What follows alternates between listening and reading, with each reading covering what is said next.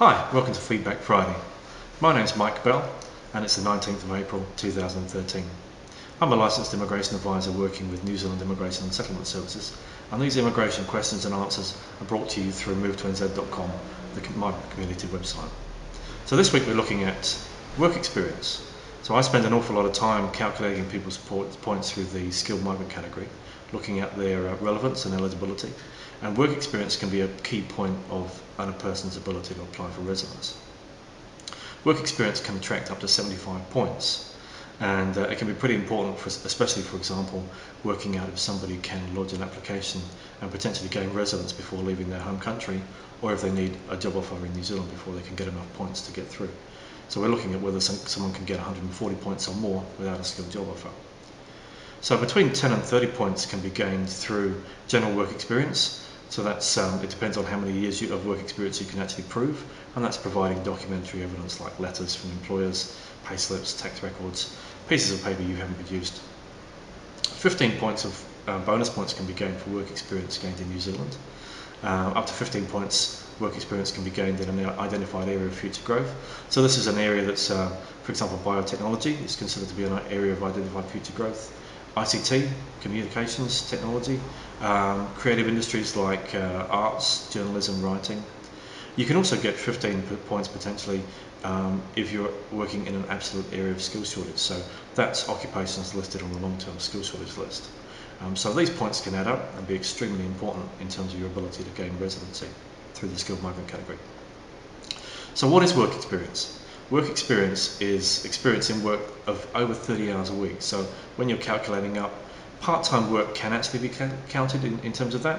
If, for example, you're working 15 hours a week, 2 years of working 15 hours a week would be treated as 1 year working full-time.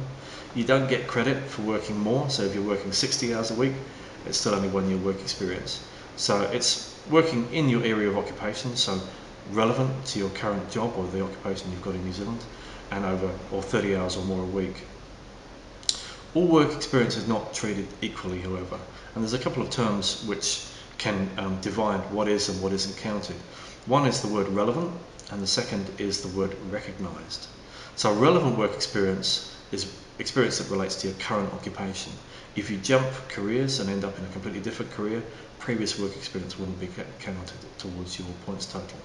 Often you find, however, that work experience is directly relevant, skills are transferable, so this is an area we spend a lot of time putting forward carefully worded arguments to support somebody's ability to use previous work experience. It's an area I particularly relish because often people's work experience directly relates to their current job, even if it is in a different market. The second word is recognised. So recognised relates to principally the country that you gained the work experience in. There is a classification of comparable labour market under Immigration New Zealand, and this is 29 countries which are considered to be comparable to New Zealand in terms of their labour market situation. It can be countries like Australia, most of the European countries, South Africa, Japan, Malaysia, USA. These are all treated as comparable labour markets. So any work experience gained in a comparable labour market is counted as long as you can prove it's relevant to your job and you can provide documentary evidence. Other work experience from other countries is not necessarily counted, but there are a couple of ways that you can get that counted.